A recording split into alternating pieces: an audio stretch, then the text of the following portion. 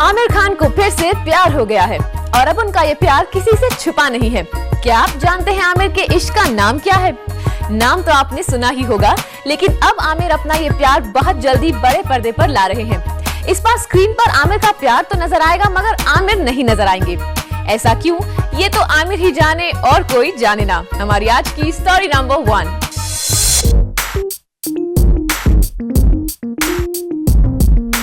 कयामत से कयामत तक के हीरो को आखिरकार प्यार के रास्ते पर आना ही पड़ा। बॉलीवुड में जहां हर बड़ा स्टार, प्रोड्यूसर या डायरेक्टर अपने बेटे या बेटी को लॉन्च कर रहे हैं, वहीं आमिर अपने नेफ्यू इमरान को लॉन्च कर रहे हैं। अब इसे आमिर की पारखी नजर ही कहेंगे कि उन्होंने बड़े प्यार से अपने नेफ्यू को प्यार की गाड़ी में बिठा दिया है। कोई और जाने या नहीं, मगर आमिर जरूर जानते हैं कि प्यार का फॉर्मूला उन्हें सूट करता है।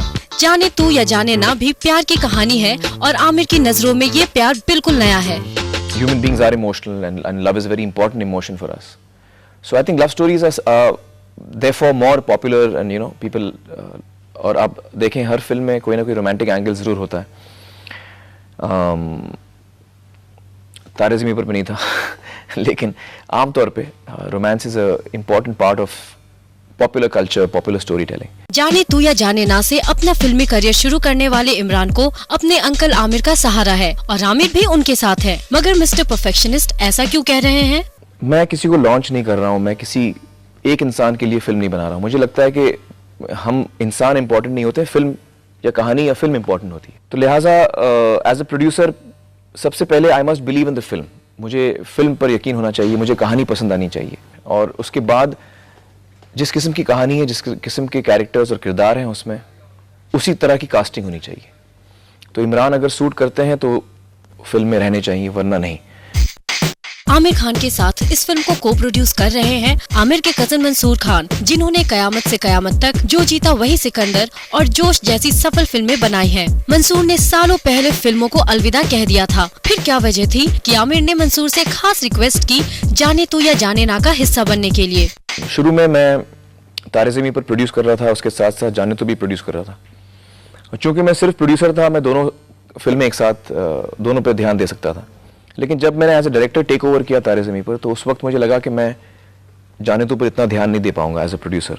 मुझे ज़रूरत थी एक ऐसे इंसान की जिस पे मैं भरोसा कर सकूं, और मंसूर एक ऐसे शख्स हैं जिन पे मुझे पूरा भरोसा है as a film maker. He is extremely talented, he is a great person. इस फिल्म को शायद आमिर अपना ज्यादा वक्त नहीं दे पाए हो, लेकिन लगान और तारे जमीन पर की बात करें तो इन दोनों फिल्म्स ने आमिर को बतौर प्रोड्यूसर और डायरेक्टर एक तगड़ी पहचान दिलाई। इन फिल्म्स के सब्जेक्ट की बात करें तो एक डेब्यूटेंट प्रोड्यूसर और डायरेक्टर के लिए ये दोनों ही प्रोजेक्ट्स काफी रिस्की थे। फॉर्मूला से हटकर फिल्में बनाना कोई आसान बात नहीं, लेकिन फिर भी आमिर ने रिस्क लिया और कामयाब भी हुए। और इसी कामयाबी ने आमिर को और ज्यादा कॉन्फिडेंट भी बनाया, जिससे उनके तारे बुलंदी पर हैं। मिस्टर परफेक्शनिस्ट को जैसे रिस्क से इश्क हो गया है। मेरे लिए भी ये एक चैलेंज रहता है कि मैं ऐसी फिल्में के साथ जुड़ूं और उनको बनाऊं,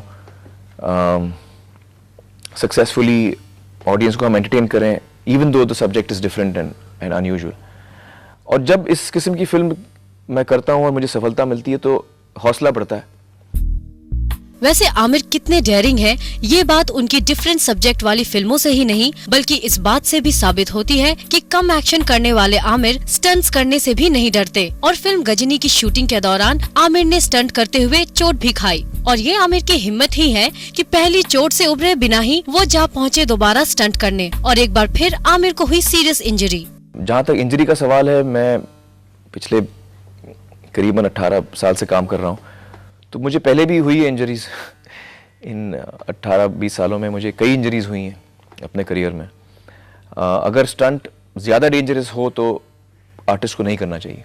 हम अपनी तरफ से कोशिश करते हैं कि सेफ्टी पूरी रहे, लेकिन कभी कभी चोट लग जाती है।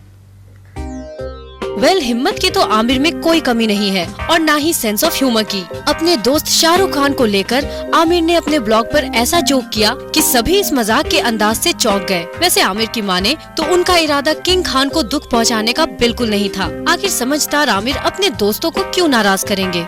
Well, I have the highest regard and respect for Shahrukh. मुझे पता नहीं कितने लोगों ने ये मेरा ब्लॉग पढ़ा भी है। जिन लोगों को मेरा ब्लॉग का सेंस ऑफ ह्यूमर पसंद आया, मैं खुश हूँ उससे। कुछ लोगों को मुझे लगा शायद बुरा भी लगा है, उनको लगा शायद मुझे ऐसा नहीं कहना चाहिए था, तो उनसे मैं माफ़ी मांगना चाहूँगा, क्योंकि मैं किसी का दिल नहीं दुखाना चाह रहा था।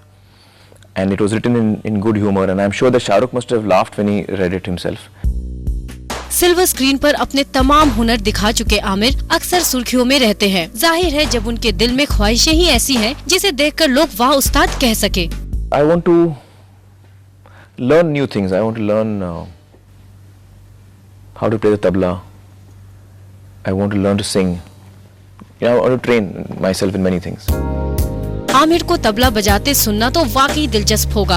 आखिर वो जो भी करेंगे पूरे परफेक्शन के साथ ही करेंगे। लेकिन एक्शन, डायरेक्शन और प्रोडक्शन में हाथ डालने वाले आमिर आखिरकार किस तरह से जाने जाना चाहते हैं, बतौर एक्टर, डायरेक्टर या एक कामयाब प्रोड्यूसर? मेरी ख्वाहिश ये है कि लोग हमेशा मुझे याद करें as an actor, a producer and a director, or I would like that people have fond memories of me.